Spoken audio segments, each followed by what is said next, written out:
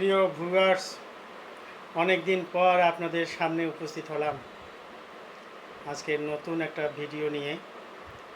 সেটা হলো আমাদের জাতীয় সমস্যা সম্পর্কে। জাতীয় সমস্যা কি? যে আমাদের দেশে এমন কোনো লোক নেই যিনি নিরপেক্ষ হতে পারেন। আমাদের দেশে এমন কোনো লোক নেই যে কোনো একটা দলকে সমর্থন করেন না।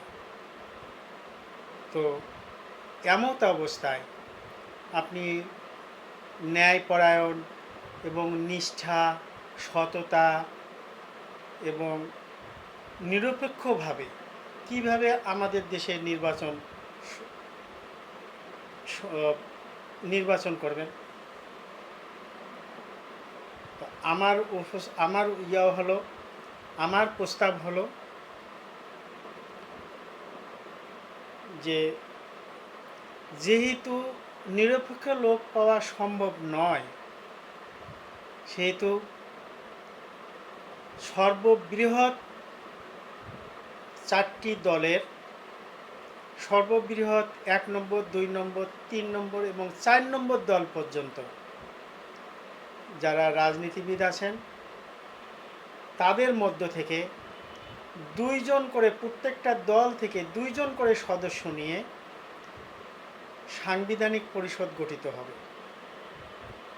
এই সাংবিধানিক পরিষদের কাজ হলো কেয়ারটেকার সরকারের বিকল্প হিসেবে সাংবিধানিক পরিষদ কাজ করবে। তা আপনি একা একটা পরিবারের সকল দায় দায়িত্ব নেবেন কেন? এই সাংবিধানিক পরিষদের অধীনে নির্বাচন কমিশন থাকবে, দুদক থাকবে এবং বিচার বিভাগ থাকবে। সাংবিধানিক পরিষদ, নির্বাচন কমিশন এবং বিচার বিভাগ, এই 4টা পরিষদ সরকার থেকে সম্পূর্ণ আলাদা করতে হবে। নির্বাচন কমিশনও এরূপ। আপনি তো নিরপেক্ষ লোক পাবেন না, তো আপনি একা নির্বাচন করবেন, নির্বাচন কমিশনে থাকবেন কেন? নির্বাচন কমিশনেও সর্ববৃহৎ 4টি দলের প্রত্যেকটা দল থেকে 2 জন করে সদস্য নিয়ে, অভিজ্ঞ সদস্য নিয়ে নির্বাচন কমিশন গঠিত হবে। দুদক এরকম, প্রত্যেকটা দল থেকে সর্ববৃহৎ যে 4টে দল আছে, পরপর 4 নম্বর পর্যন্ত দল যেটা আছে বাংলাদেশে, প্রত্যেকটা দল থেকে 2 জন করে সদস্য নিয়ে দুদক কমিশন গঠিত হবে। সাংবিধানিক পরিষদ, নির্বাচন কমিশন এবং দুদক, এই 3টা প্রতিষ্ঠানে প্রত্যেকটা দল থেকে 2 জন করে রাজনীতিবিদ অংশগ্রহণ করবেন এবং তাদের নেতৃত্বে একটা সুষ্ঠু নির্বাচন প্রতিষ্ঠিত হবে। এবং এই প্রতিষ্ঠানগুলো, সাংবিধানিক পরিষদ, নির্বাচন কমিশন, দুদক, এই প্রতিষ্ঠানগুলো যদি কোনো সরকার ফল করে, অর্থাৎ সংসদে সংখ্যাগরিষ্ঠতা হারায় অথবা রাষ্ট্রীয় ক্ষমতা থেকে পদচ্যুত হয়, সাথে সাথে সমস্ত ক্ষমতা সাংবিধানিক পরিষদের কাছে ন্যস্ত হবে। সাংবিধানিক পরিষদ, দুদক, নির্বাচন কমিশনে যারা অংশগ্রহণ করবেন তাদের নেতৃত্বে একটা সরকার গঠিত হবে, যে সরকার পরবর্তী নির্বাচন না হওয়া পর্যন্ত দেশ পরিচালনা করবে। তো আমরা তা না করে আজকে এই সংস্কার করতেছি, সময় ক্ষেপণ করতেছি, ওই সংস্কার করতেছি, সময় ক্ষেপণ করতেছি, অমুককে বাদ দিব,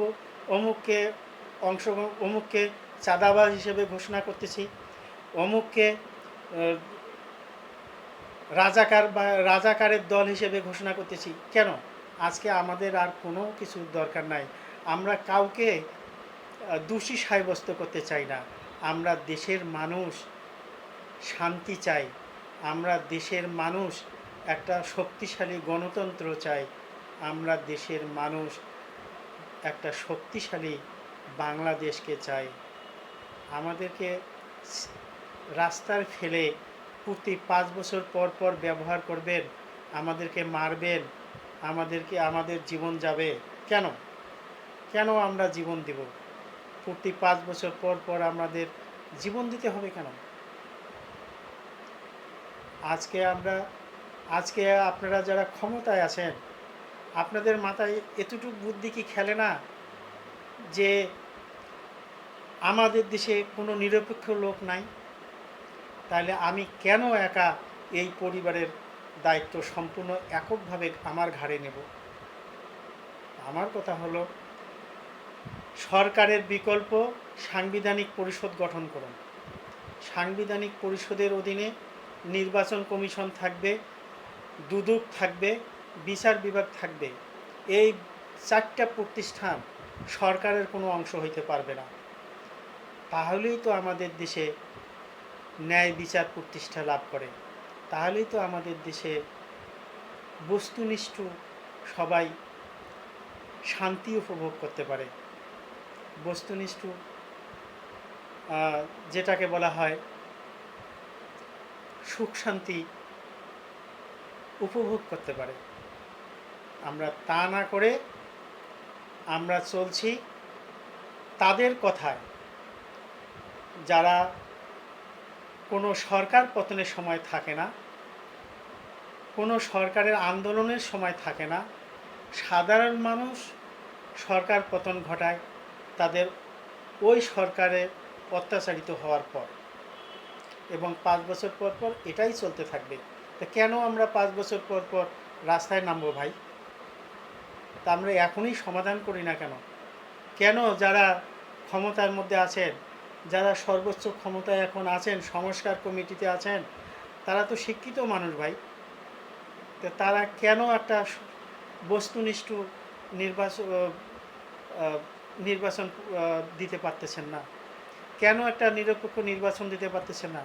আপনারা কেন চিন্তা করতেছেন যে অমুক দল বাদ? আপনি পারবেন? যারা 71 সালে স্বাধীনতা যুদ্ধের বিরোধী ছিল, তাদেরকেও বাদ দিতে পারে নাই দেশের মানুষ, আর আপনি এমনি এমনি পারলেন? এমনি এমনি একটা দলকে বাদ দিতে পারবেন? শুধু মুখের কথা এখন বলে যাচ্ছেন, পরবর্তীতে তো কথাই রাখতে পারবেন না। আমার কথা হলো, আসুন আমরা সবাই ঐক্যবদ্ধভাবে আমাদের দেশের উন্নতি করি।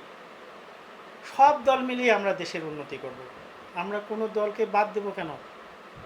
যারা চোর, তাদেরকে কিভাবে এই দলগুলোর থেকে বাদ দেওয়া যায়, আমরা সেই সাংগঠনিক, সেই দলীয় গঠনতন্ত্র ঠিক করে দিব।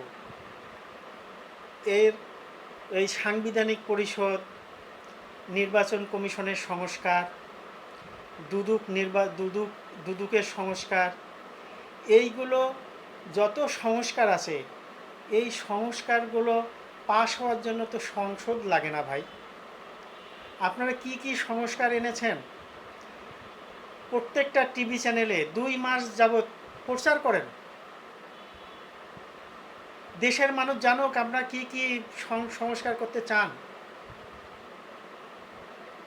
এরপরে 2 মাস পরে আপনারা হানার ভোট দেন এই সংস্কারের পক্ষে কারা আছে আর এই বিপক্ষে কারা আছে। রাজনৈতিক নেতৃত্ববৃন্দ তো এখানে মতামতের প্রয়োজন নাই, সংসদেরও প্রয়োজন নাই।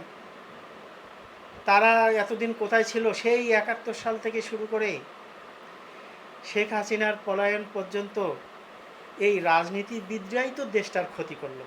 তাদের আবার এখন মতামত নেওয়া কি প্রয়োজন? আপনারা সারা দেশে হানার ভোট দেন।